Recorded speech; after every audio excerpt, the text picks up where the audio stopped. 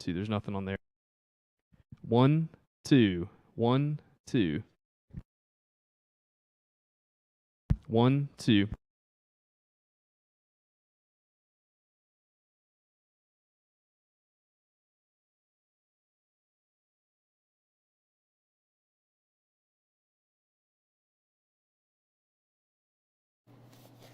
Okay, sorry everyone. We just had a little audio glitch there and everything. We'll try it again. Thank you for joining us and everything. It's Tuesday, March the 26th. I know a bunch of you have been able to see a horrific sight, with the bridge going down in Baltimore, the Key Bridge.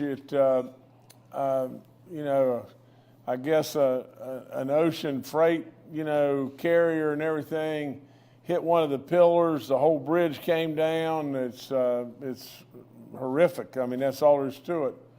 And I ask that you keep all those in that area, especially, the families and everything.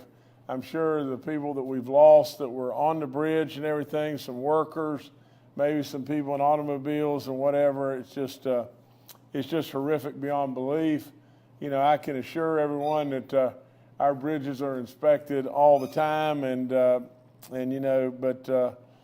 this is a pretty big event and a gigantic ship that has caused it has caused this to happen. In regard to corrections, I've got some good news to report. But in the last 100 days, we have recruited and 300 new employees to the West Virginia Corrections Department, and they're on board, and these employees, I'm sure, will really, really help us to be able to do a better and better and better job with corrections.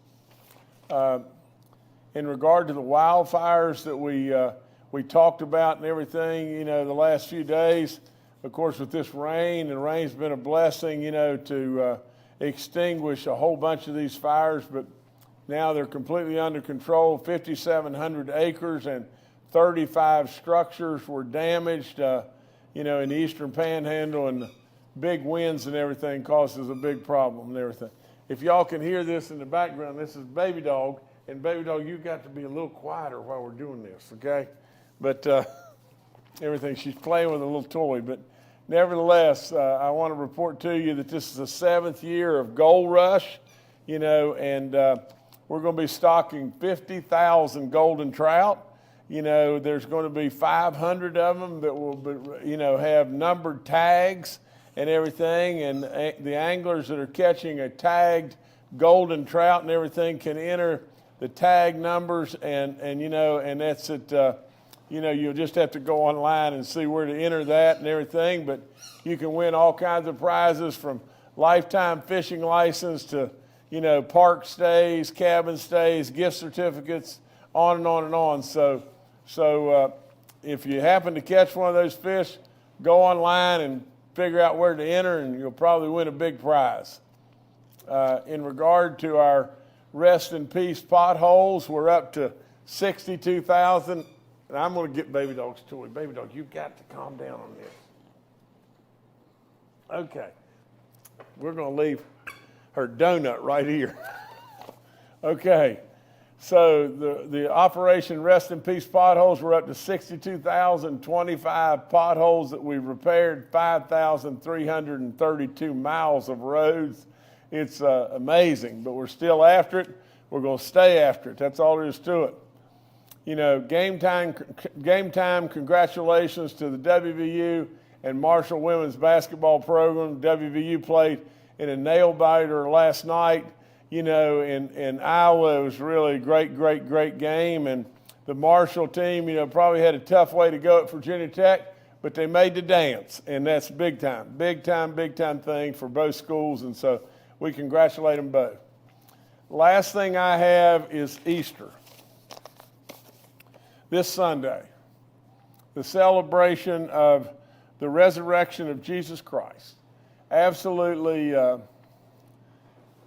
don't know how it could be more sacred, and I don't know how it could be more important. Enjoy your families and be safe in your travels and all, but take time. take time to be appreciative. Take time to be appreciative for all the blessings that we have, and absolutely, I just hope and pray the best for everyone, and I think you are absolutely the best in every way. I love you with all my soul, but at this time of year, please pass on your thanks and everything to God above. Thank you so much. That's all I've got. All right, thank you, Governor. We'll now go to questions from members of the media. The first today from Bob Aaron with WCHS TV.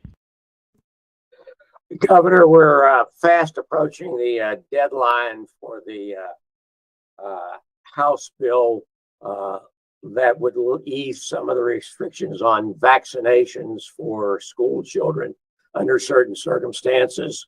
You've generally followed the advice of medical professionals in the past, including Dr. Marsh. They seem to be urging you to veto that bill. Have you reached a decision? I'm very, very close to reaching a decision. I understand both sides. I think I understand it really, really well. If you'll just give me till tomorrow, and we're still reviewing certain things and everything, but you'll definitely hear from me tomorrow, and we'll get to my decision in regard to this bill. All right, thanks, Bob. Next, we'll go to Mark Curtis with Nexstar Media. Good afternoon, Governor and fellow reporters, and happy Easter to all. Governor, also, I'm curious about Senate Bill 453. This was the bill urged on by Fruth Pharmacies because of some inequities in the PEIA pay for drugs and reimbursements and copays, and a wide disparity between some local pharmacies and the big national chains. The vote was 33-0 in the Senate. It was, I believe, 99-0 in the House. Are you planning on signing that bill or vetoing it, or where is your thought process with regard to the PEIA drug price bill? Mark, I'm planning on signing it, but we're still reviewing and looking at lots and lots and lots of bills. We were doing it earlier today. We're going to do it as soon as we get through with the briefing here, and had to run down to the Coal Association and do a thing down there and everything. But nevertheless, we're, I'm planning on signing it. All right, thanks, Mark. Next, we'll go to Eric Miner with WDTV.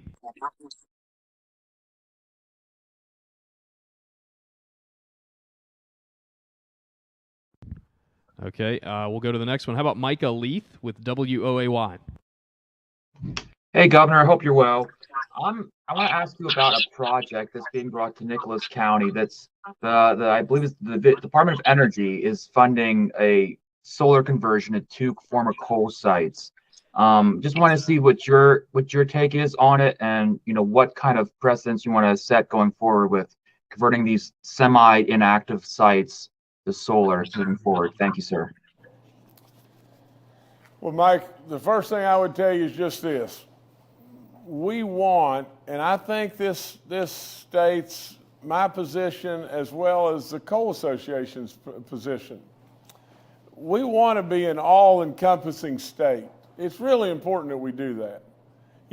But at the same time, Mike, it is vitally important to me that we don't forget our coal miners. That's all there is to it. Our coal miners have provided so much for this nation, it's unbelievable. And with all my power, I'm not going to let us forget them. Because I really believe that coal, all the coal folks want is a place at the table. They don't want to turn their nose up, at whatever energy source it may be as we go forward, nor do I as the governor in any way. But absolutely, we've always got to be fair, and we've always got to remember just how vital, and I believe this with all my soul, how vital coal is in the scheme of energy in this entire nation. Now, and for those of us that sit by and think, oh, we can do without coal, we can do without natural gas, we can do without oil and everything, I say that their thinking is frivolous and in error in a big, big, big way. So with all that being said, there's still stuff we've got to talk about internally and everything. It's a federal project, and but there's a whole lot of stuff that that I've still got to get briefed a whole lot more on and everything. But there is something that should be said. Is that if we don't watch, we're going to take away our tax dollars, and basically, as we take away our tax dollars, those dollars are going to be used against us to try to some way, somehow kill coal. I'm not there. I'm not there at all. And Mike, if I could add just one other thing real quick, I just vetoed a bill that was known as an AEP bill. Now, first and foremost, I would tell you that AEP is a good company, at least I think. But really and truly, I believe that what is going on from the higher ups that are incentivized to try to shove coal to the background, I don't like that. And really and truly, I don't like the fact that what we're doing is maybe something that's going to lead to a higher energy cost for our consumers in West Virginia, our households here. I don't like that either. And so with all that said, I just vetoed that bill. All right, thank you. Next, we'll go to Charles Young with WV News. Hi, Governor. This is Charles Young with WV News. I apologize for joining a little bit late. So this might have already been addressed. I was just looking through the bills on the legislative website. There's still more than 100 bills remaining on your desk. I just want to know why you have chosen to let so many, linger this far into the process. We're coming up against the deadline. I just want to know the workflow, what you were thinking. Thank you. Charles, in all honesty, there's an awful lot of these bills that got down to us really late. And it takes time. It takes time for our folks to get through all these bills and everything. That's all there is to it. So it's a process, and that's why we had through tomorrow, and that's that's why the legislature got to the very last day, and we didn't really have a budget. We didn't have a whole lot of things, but we're trying to kick them out as fast as we can. All right, thanks, Charles. Next, we'll go to Chris Dickerson with the West Virginia Record.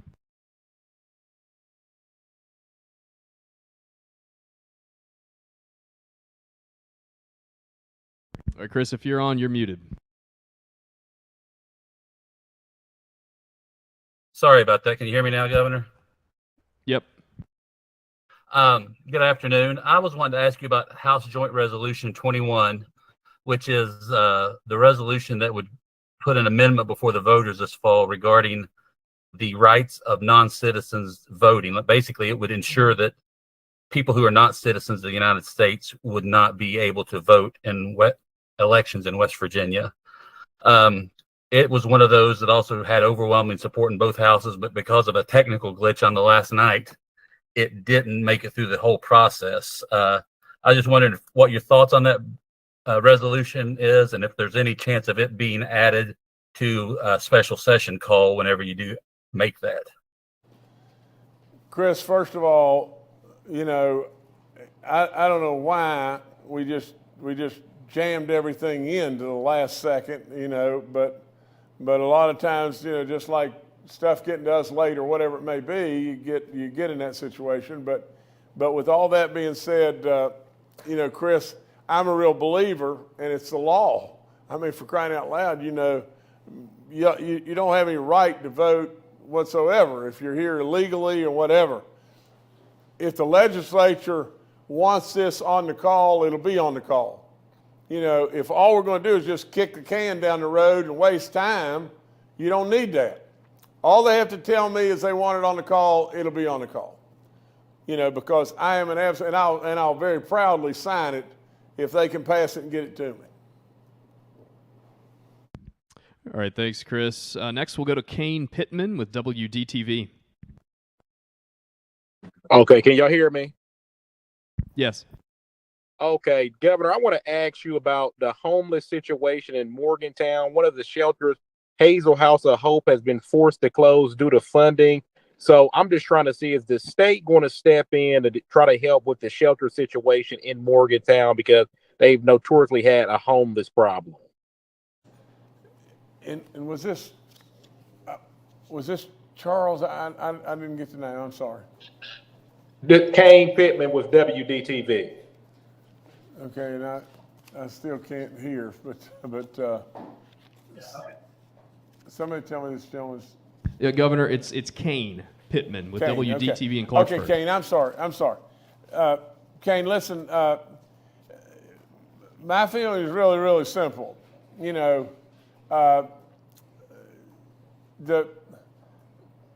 there was very legitimate big time cuts, and those cuts, you know, by the legislature at the 11th hour to DHHR have really hurt, and they've hurt a lot of folks in a lot of ways, and it's going to get worse.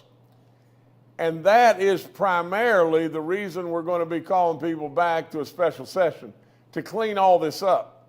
Now, there's other things, you know, like the surplus dollars and on and on and on, but really we didn't have to do that. And you know, this absolutely takes into account the homeless and on and on and on. So you know, when you look at our most vulnerable people, you know through and really there's, I think, you know, 600,000 folks in regard to Medicaid, and so it's we could be hurting a lot of these people, and you know, and so from the standpoint of us stepping in and what we can do, you know, I could tell you whether there's grants there, they could do this and that and all that kind of stuff, yay. But at the end of the day, what we need to do is be able to step up and help the folks, you know, that are having, you know, down on their luck and having a tough way to go. But we've got to come back into a special session to get all that worked out. All right, thank you, Kane. Governor, I'll turn it back to you. No, that's all I've really got. Again, I would ask you to please keep in prayer those with this terrible bridge accident in Baltimore. You know, and I don't know how I can say this any more bluntly, but Sunday's Easter. Sunday's Easter, everyone. Please absolutely observe that great holiday with everything you have, and enjoy your families, and just keep in mind what Easter is really all about. Thank you so much. That's all I've got.